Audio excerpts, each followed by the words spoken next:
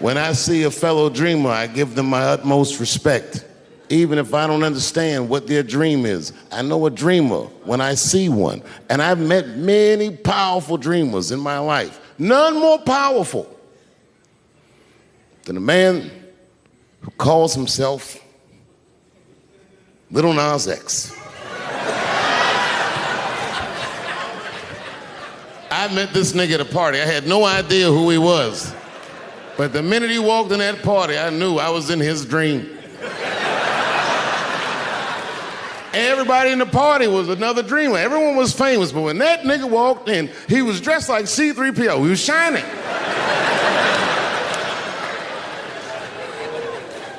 And everyone was like, oh my God, there he is. That's Lil Nas X. I didn't know who he was. And for some reason, out of all them dreamers, he walked right up to me. And he said, I tried to get you in my video. I didn't know what the fuck he was talking about. I said, what? I said, what? What video? And he just looked at me like, you know what video, and walked away. And I watched him walk away. I said, man, this nigga's having a very powerful dream.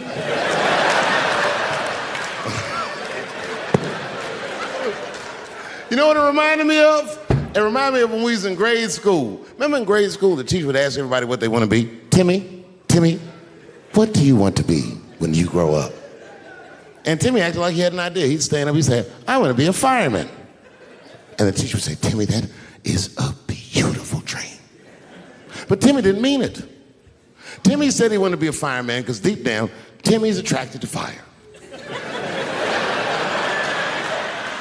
And by the time he's 14 years old, this nigga's a full-blown pyromaniac, playing with kerosene and matches like a goddamn expert. And then one night he goes downtown with his buddies, fucking around with fire, and burns a warehouse down. And he doesn't know it, but there's 13 migrant workers from El Salvador, and they're in that motherfucker, they get trapped, and then they die in the fire. Isn't that a tragedy? It was an accident. He's only 14 years old, but he's black.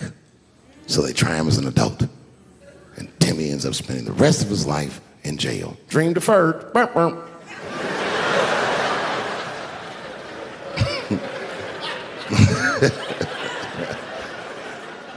What about you, Billy? Billy, what do you want to be when you grow up? And Billy stands up and he says, I want to be president of the United States. And the teacher says, oh my God, Billy, that is a wonderful dream. And Billy means that shit. Billy does everything right. That motherfucker gets his grades up. He joins student government. He even does extracurricular activities like show choir just to make his resume look good. He's on track to be president, but junior year he wipes. When he's 16, he gets his girlfriend pregnant and has to drop out of high school to make ends meet.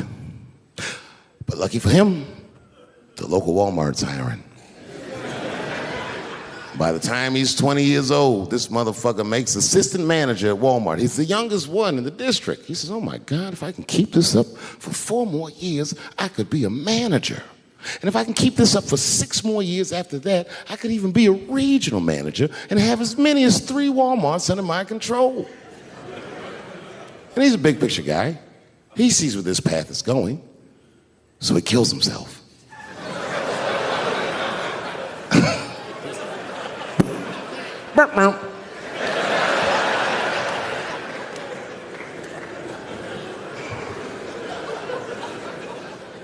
Well, what about you? What do you want to be when you grow up?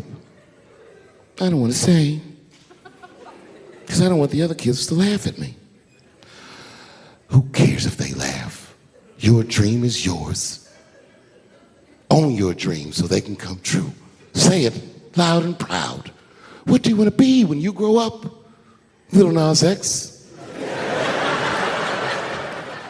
And that nigga stood up in front of the whole class. I want to be the gayest nigga that ever lived. I want to do a music video and slide down a stripper pole all the way to the depths of hell and suck the devil's dick at 10 o'clock on BET while all the kids are awake and can see me. Shockingly, that was the only dream that worked out.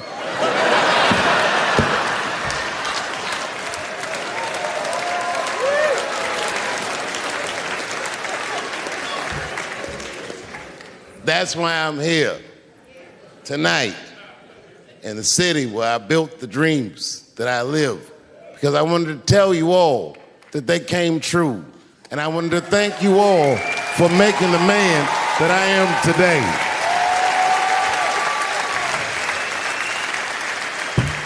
Yes, I am living a very powerful dream. Every time I come to this city and I stand in front of you, I realize that, my God, man, this is not my dream at all. It's yours. And I am honored to be in it. Thank you very much, Washington, D.C. I'll see you next time.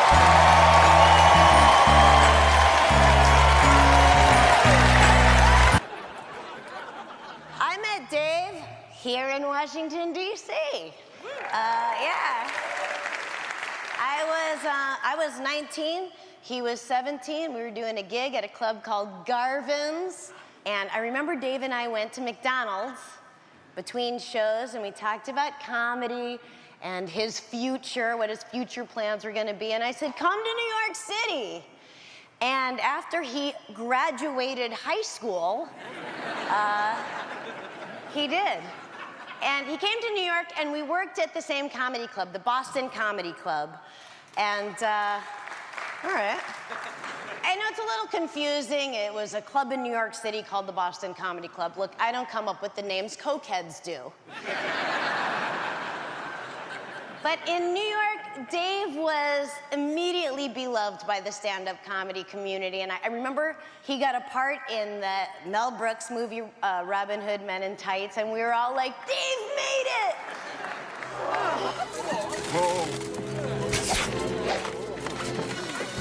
Who's the man? Who's the man? Go. He came back from LA, and he got right on stage to talk about his trip out west and how he finally went to Compton after hearing so much about it. And he was like stunned to see that people there had yards. All the lore of Compton, and people were like mowing their lawns. And of course they were, but there was just like something about that tiny little detail. And that's what he does. He lets himself be surprised by what he learns, and then he takes us with him as he, looks at it from every angle, angles that most of us don't even see. Isn't it weird how there's a disease that just starts in 1980 and it doesn't kill anybody but niggas, fags, and junkies? Isn't that a fucking amazing coincidence that this disease hates everybody that old white people hate? I think either God is white or the government hid that shit in disco balls. He's always thinking about stuff, he's examining everything, and he really, he gets in his own world.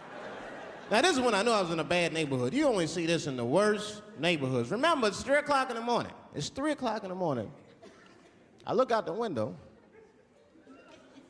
It was a fucking baby standing on a corner. Look at this. And the baby didn't even look scared. He was just standing there.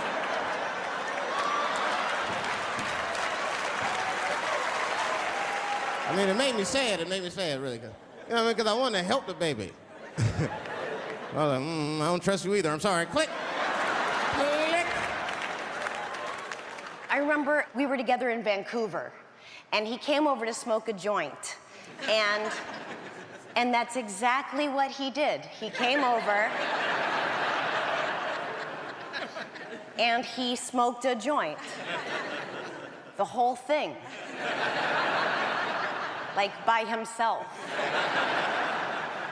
While pontificating about everything that's wrong with the world. I'll tell you what's wrong with the world: a lack of sharing. I think it's puff, puff, pass, not puff, puff, puff, puff. Dave, can you believe this? You're getting the freaking Mark Twain Prize. You deserve it. It's the right thing. It's actually perfect that you're getting the Mark Twain Prize because you both love using the N-word in your masterpieces. Why is it that I can say the word nigger with impunity? but I can't say the word faggot. And she said, because, David, you are not gay. I said, well, Renee, I'm not a nigger either.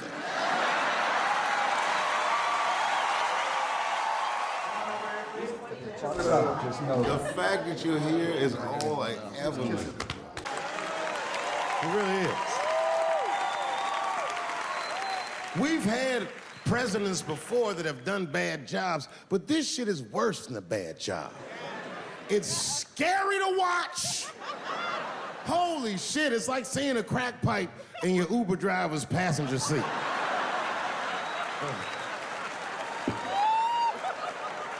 The fuck is wrong with this guy? Yo, he is lunching, nigga. I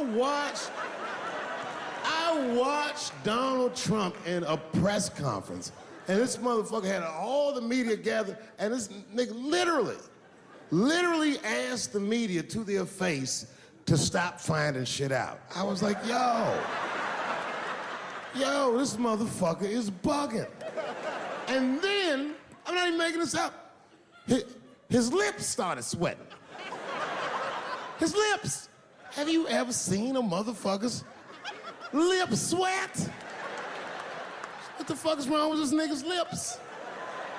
It's like if you're on a plane, right? You ever been on a plane?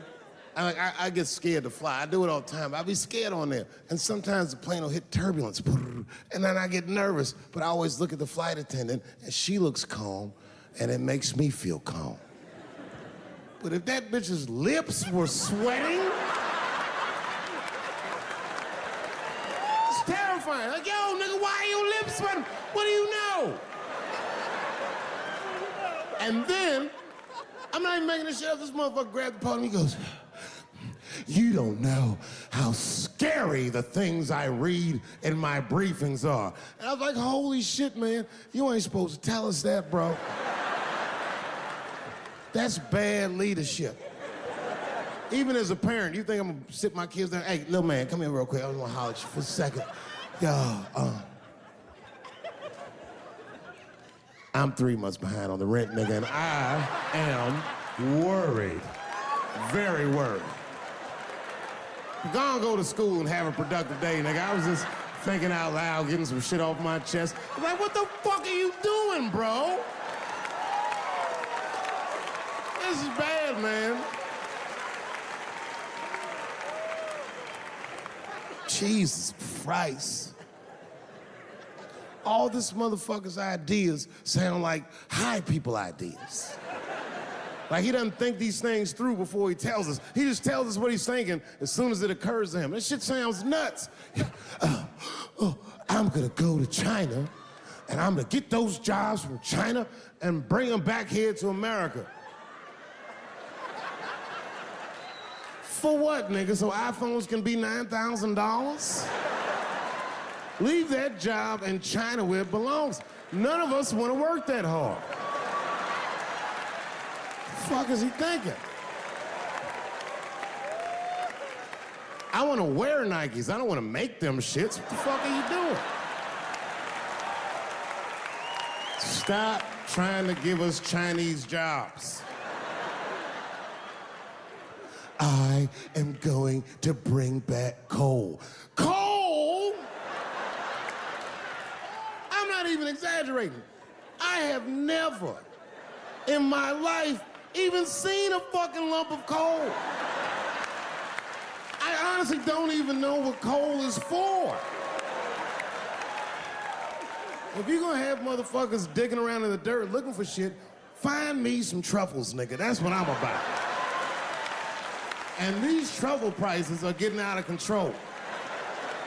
If it gets any worse, I'm gonna be back down to regular butter like everybody else. Terrible, terrible job. This motherfucker hit North Korea with rap battle threats. Fire and fury, like, yo! Yo, what are you doing?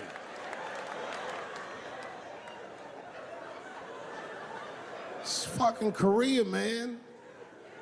Kim Jong-un is a scary motherfucker. He might be as crazy as Trump. Some scary shit. And if you one of them naive motherfuckers that thinks that a war with Korea is gonna be easy, then you don't play Call of Duty at 3 a.m. like I do. Because that's when the Koreans play. Fucking 8-year-old Korean kid took out my whole goddamn platoon last night.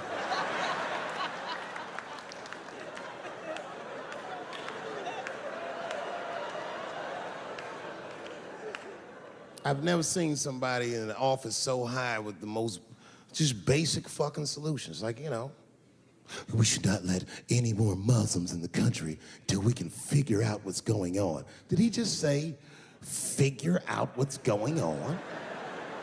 Who doesn't know how to do basic math? Let's count it out, okay? There's been 17 mass shootings in the United States. 4 of them were done by Muslims. None of those 4 Muslims were from any of the 7 countries in your stupid ass original band.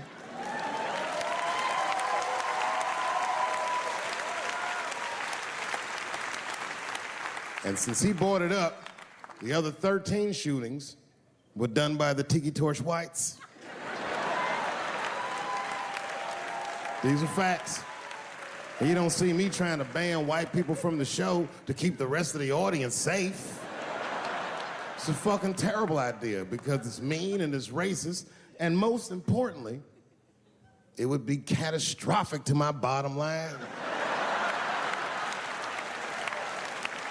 If there were no white people here tonight, I might leave this bitch with $1,800. This man needs to realize that we all need each other. And that's why we will never, ever be able to beat China. Because everybody in America is racist, and everybody in China is Chinese. This motherfucker called it all wrong. And don't believe the media either, because as all this shit is happening, the media is trying to make us believe that the extremities amongst us are the norms. We can disagree, that's fine. And most of us are keeping a cool head about this shit. You know what I mean? Americans generally respect one another's beliefs, even if they don't share those beliefs. I know I do. I respect everybody's beliefs, except Amish people. Because they are the only ones that I can say clearly their God is wrong. The speed limit is 75 miles an hour in Ohio, and 1 lane of traffic is blocked by a goddamn horse and buggy. Nigga, your God is ridiculous. All the Amish people around my way know me too. Not from television, obviously. They know me from the streets. Because when I see them horse and buggies, I'll pull the Porsche over and talk to them. Ezekiel. Ezekiel, are you sure that God doesn't want you to have any of this technology or this energy? Huh? Huh? I can't hear you, nigga. Let me turn this air conditioner off. What did you say? And them niggas be like, get away from me, ye. Ye tried to tempt me like the devil. Devil? Nah, bro, I'm trying to put you on to the game, Zeke. It's a big world out here, nigga. I just went 25 miles in 30 minutes. That's a day's journey for you. You don't even know what the weather's gonna be tomorrow, do you? I do. You don't even know that there's a valuable Pokemon right on your shoulder. Beep, ta-ta. Then I drive away. Huh? Oh, my vape pen? You want to hit my vape pen? Oh, sorry, nigga. I'm trying not to get herpes. My bad. I've been playing cat and mouse with herpes for 30 years now, but every night I go to the club, I'll be like, not tonight, herpes. No disrespect. I'm not saying you have herpes. I'm just saying 1 out of 5 people do. So let's just all be careful around this motherfucker and make sure that the We leave with the lips we came with.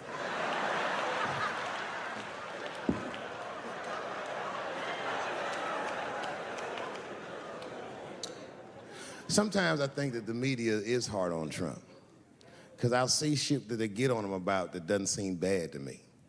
I mean, a nigga got on Trump about not staying in the White House enough. Who gives a fuck? This motherfucker was rich. Used to shit in a gold toilet. It's true. I don't know if you've ever been to the White House. It looks like a very nice place to work, but I wouldn't want to live in that Scooby-Doo ass house either. That shit's terrifying looking. Imagine you trying to jerk off in the crib and Abraham Lincoln's just looking at you like...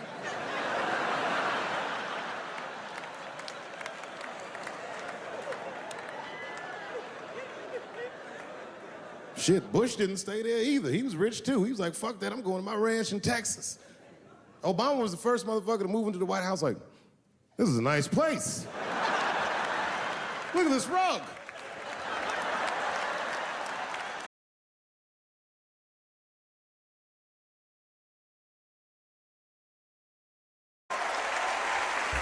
Please help me welcome to the stage the co-creator of Chapelle Show, the one and only Neil Brand.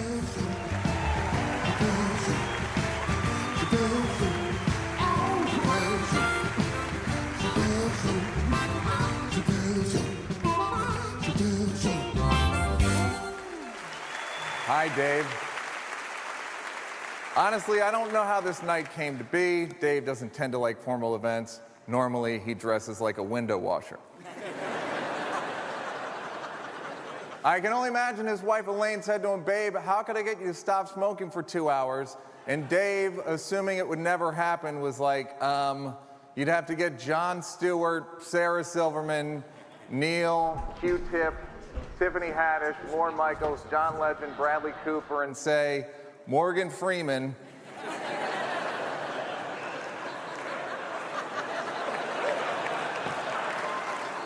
to fly to DC and honor my talent. Elaine said, great, October 27th. And Dave was like, shit!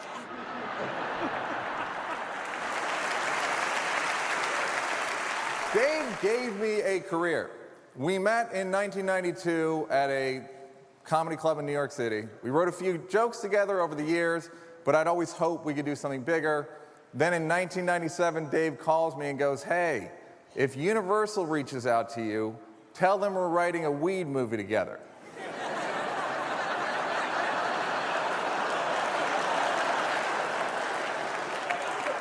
And I was like, what weed movie?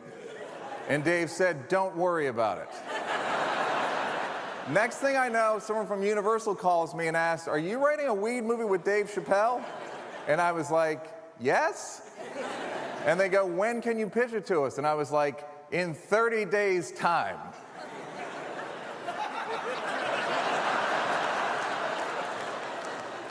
So we had a month to figure the pitch out, and finally on day 29, I called Dave, and I'm like, dude, we got to work this weed movie out. And he goes, what weed movie?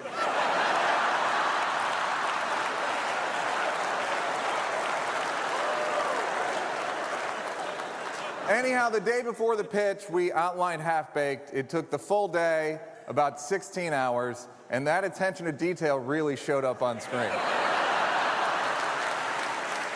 I don't know about y'all, but I can't even move. It's like I feel stuck here, yo.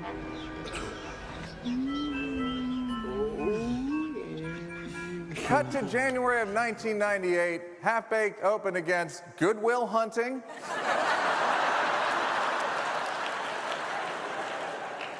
Wag the Dog, As Good as It Gets, and oh yeah, Titanic.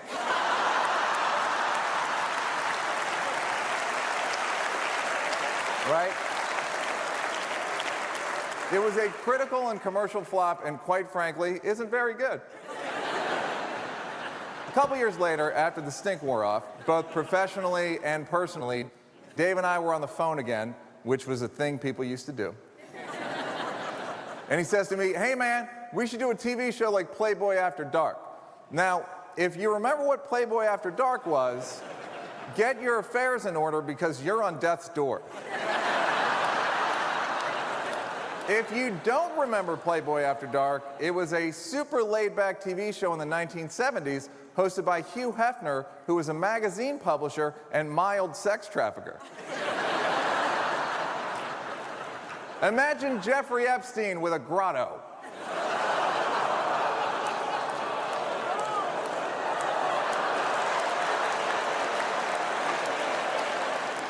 Anyway, Dave and I figured out a rough format for what would come to be Chapelle Show. Went around pitching to a few networks. HBO didn't go great. The woman actually said to Dave, and I quote, "Why do we need you when we have Chris Rock?" See, back then, there could only be one popular black comedian at a time. Unlike today, when there can be 3. So then a few minutes later, we pitched Comedy Central, and they bought it. We made the pilot for the Chapelle Show, we got picked up the series, and the show went really well. Like, absurdly well. Like, so well, you gotta go to Africa well. Top story. As we all know, Congress recently approved paying over $1 trillion to African Americans in reparations for slavery.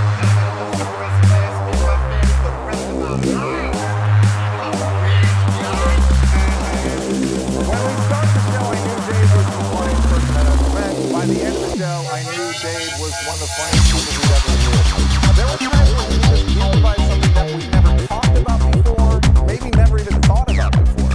Clayton Bigsby's entire speeches about breathing the white man's air and Will and Grace, all improvised. You don't have to embrace it. Don't make yourself out. Ain't there no now with Will.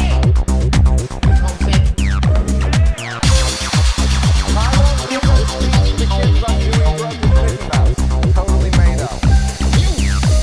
You know dog food tastes like? Do you? It tastes just like it smells. Delicious. Rick James saying it's a celebration. And fuck your cow. Well, I know when you're rich, motherfucker. Your cow, fuck your cow. And what the 5 fingers say to the face? He made it all up. Writing and directing Dave sometimes was as simple as me standing on set with my jaw hanging open like, cut? The thing that I love about the Chapelle Show is it allows Dave to be his entire self, to express his intellect, his anger, his morality, his silliness, his hypocrisy, his sadness, his blazing talent. The Chapelle Show was a rare thing. It was a multifaceted document of a human being living in the United States of America while having the surreal experience of being born with black skin. So, you know, Playboy After Dark. Also, the show was personal. See, I always felt like Dave blamed me for the failure of Half Baked. So one day we were shooting a sketch where Dave quit the show because he got Oprah pregnant.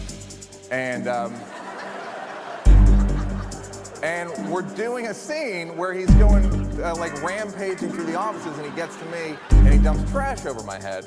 And here's why I suspect he blamed me for Half Baked. As he dumped the trash over my head, he said, "This is for Half Baked."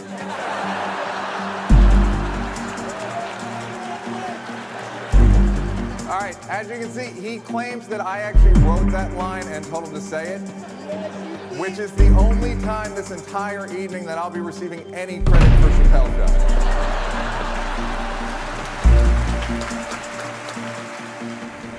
Me and Dave are both from DC, which means that we start our careers taking the train to fucking comedy shows. Dave Chapelle is the oldest young comedian in the fucking business. This motherfucker's 44, been doing comedy for 43 years. This motherfucker was born, came out, wow,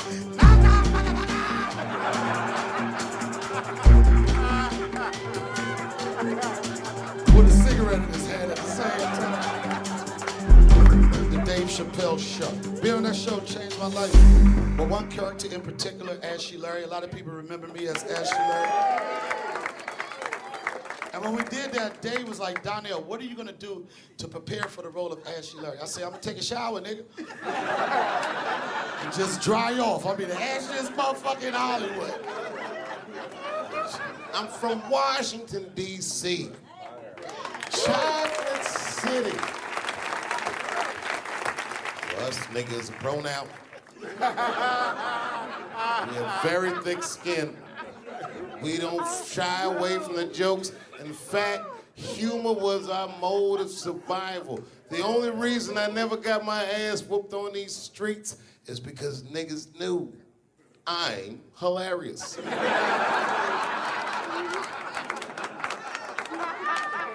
I was getting ready to start high school. We had a principal named Ralph Neal. That nigga had just seen Lean on me and was walking around with a bullhorn like that was him. I had just gone to middle school in Ohio. I was gone for 3 years. In the 3 years that I was gone, crack came out. I came back to Washington. You guys remember crack, don't you? You remember what it did to this city. That's why it's strange to see so many white people jogging and pushing strollers and things. Because all these niggas in D.C. did the heavy lifting. We did the hard part. This is a black city. They call it Chocolate City, not because shit has nothing to do with chocolate. That was niggas.